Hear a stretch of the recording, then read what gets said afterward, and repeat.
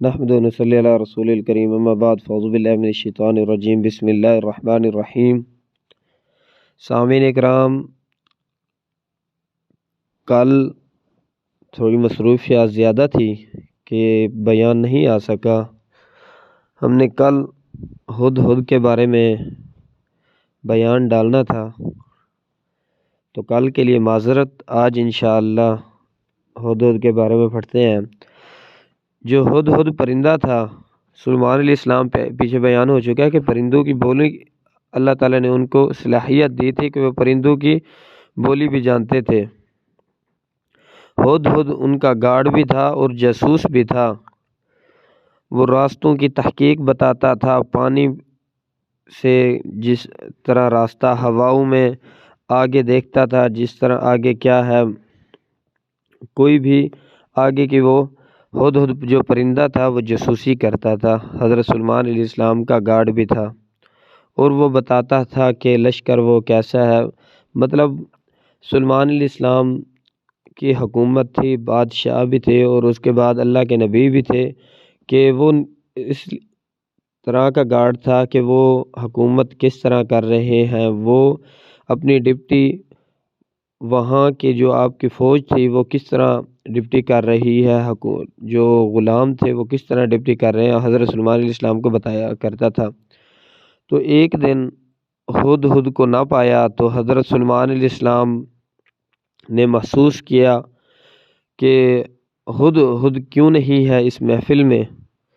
تو ہدہد وہیں تھوڑی دیر بعد آیا تو آ کے گرا، تو اللہ کے نبی نے حضرت سلیمان علیہ السلام نے کہا آپ کو آج سزا ملے گی، آپ نے بغیر چھٹی کے بتائے بغیر آپ کہاں چلے گئے ہو۔ تو حضرت سلیمان علیہ السلام نے اس کو آفر بھی کی کہ اگر آپ کا معقول عذر ہوگا تو میں آپ کو رعایت دے دوں گا۔ تو ہدہد پرندہ تھا جو وہ کہتا ہے ہاں میرا معقول عذر ہے، میں آج اس طرح کی جگہ سے گزر کے آیا ہوں جہاں وہ اللہ کی عبادت نہیں کرتے۔ ایک ہدہد کو بھی اللہ کی عبادت کا پتہ ہے کہ اللہ کون ہے، اللہ کی عبادت کیوں کی جاتی ہے، تو وہ ایک اللہ کی عبادت کرنی چاہیے۔ لا الہ الا اللہ وحدہ لا شریک لہ، ایک اللہ کی عبادت کرنی چاہیے، اس کا کوئی شریک نہیں ہے۔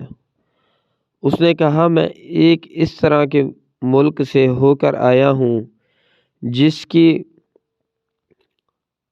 جو حکمران تھی وہ عورت تھی، ملکہ۔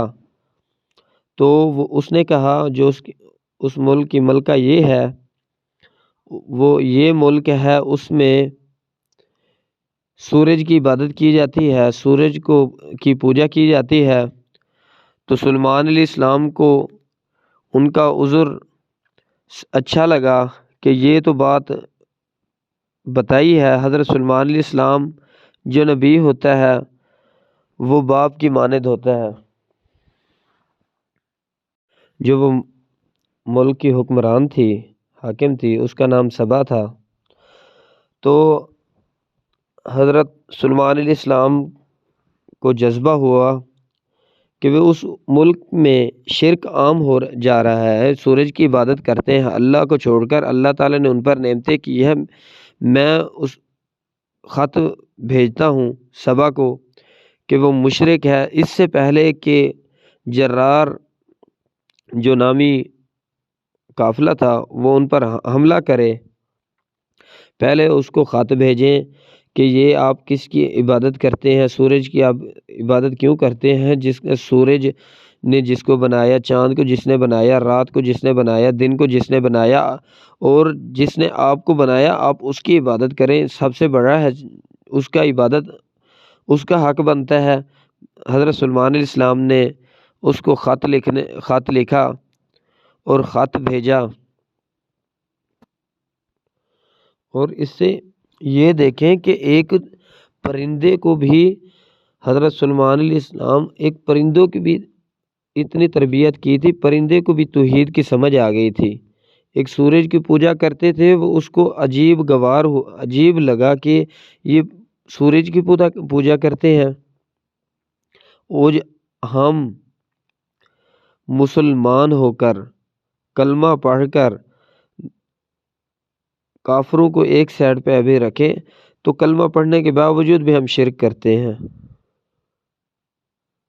ہمیں نہیں پتہ، ساتھ والی مسجد میں ہم سے جایا نہیں جاتا، اور دور دور درباروں پہ متھا ٹیکنے کے لیے جوان صاحب حاضر ہو جاتے ہیں، اور اس کے بعد ساتھ والی مسجد میں چندہ نہیں دیا جاتا، اعلان ہوتا ہے کہ مسجد کا بل زیادہ آ گیا ہے تو مسجد کے لیے تعاون کیجئے، مسجد کا میٹر لگوانا ہے، مسجد کے لیے پنکھے کی ضرورت ہے، مسجد کے لیے وضو خانے کی ضرورت ہے، مسجد کے لیے باتھ روم کی ضرورت ہے، اعلان کیا جاتا ہے، 10 روپے نہیں نکلتے اللہ کے گھر کے لیے۔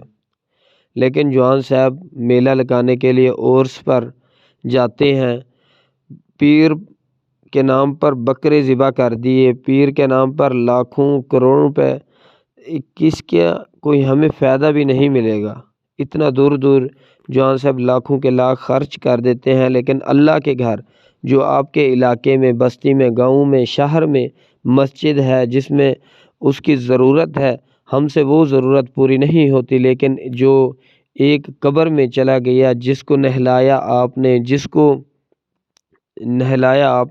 اٹھایا آپ نے، جس کو قبر میں آپ نے اتارا، جس کی روح قبض ہو گئی تھی، چلی گئی تھی، تو اس نے قبر میں جا کر وہ آپ کا مددگار بن گیا۔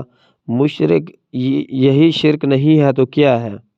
قبر میں چلا گیا، وہ آپ کو اولاد دینے والا بھی بن گیا، جو پہلے جب فوت ہوا تو اپنے کپڑے اتار نہیں سکتا تھا، وہ قبر میں چلا گیا، آپ کو اولاد دینے والا بن گیا، آپ کو روزی دینے والا بن گیا، آپ کے حالات، آپ کی جان کی حفاظت کرنے والا بھی وہی قبر والا بن گیا۔ اللہ کے بندے، یہ صاف شرک نہیں ہے تو کیا ہے؟ ایک پرندے کو بھی سمجھ آ گئی تھی، اللہ تعالیٰ کو سجدہ کرتے ہیں، اللہ تعالیٰ کہتا ہے میرے علاوہ کسی کو نہ سجدہ کرے، دربار پر سجدہ کرتے ہیں۔ دیکھ لیں عام درباروں پر میلے لگے پڑے ہیں، جو درباروں پہ بیٹھے ہیں وہ نماز پڑھتے ہیں، وہ کیسے اللہ کے ولی ہو سکتے ہیں؟ اللہ کے نیک کیسے ہو سکتے ہیں؟ ہم مانتے ہیں کہ جو چلے گئے ہیں وہ اللہ کے ولی تھے، وہ اللہ کی عبادت کرتے تھے، وہ بہت نیک تھے، لیکن اس طرح کیسے ہو سکتا ہے کہ ان پہ مزار بنا دیں؟ وہ آپ کی سفارش کر سکتے ہیں؟ ٹھیک ہے، آپ دعا کیا کریں کہ اللہ ہمیں ان جیسا نیک بنا دیں، ان جیسا ہمیں عبادت گزار بنا دیں، ان جیسا تہجد گزار بنا دے، ان جیسا صدقہ دینے والا بنا دے، جیسے وہ آپ سے ڈرتے تھے، اللہ ہمیں بھی ان جیسا بنا دے۔ اس طرح دعا کیا کریں، لیکن یہ میلہ لگانا، عرس پر جانا، قبروں پر میلہ لگانا، قبروں کو سجدہ کرنا، قبر والے سے مانگنا، قبر والے کو صدقہ دینا، یہ کون سا دین ہے؟ قرآن و حدیث میں اس کا کہاں حصہ ملتا ہے؟ من احدث فی امرنا ما لیس منہ فہو رد۔ نبی کریم صلی اللہ علیہ وسلم نے فرمایا، جس نے ایک ذرے کے برابر کوئی نئی بات ایجاد کی، ہمارا دین، نبی کریم صلی اللہ علیہ وسلم جب گئے تھے دنیا سے تو دین مکمل ہو چکا تھا نا۔ اس طرح تو اللہ تعالیٰ نے ان کو دنیا سے نہیں گئے تھے، ان کا کام اکملت لدینکم، دین مکمل ہو چکا تھا۔ نبی کریم صلی اللہ علیہ وسلم نے آخری حج الوداع کے موقع پر، آخری حج کے موقع پر کیا آپ کو درس دیا تھا؟ اس کا درس آپ پڑھیں تو صحیح، کیوں نہیں سنتے؟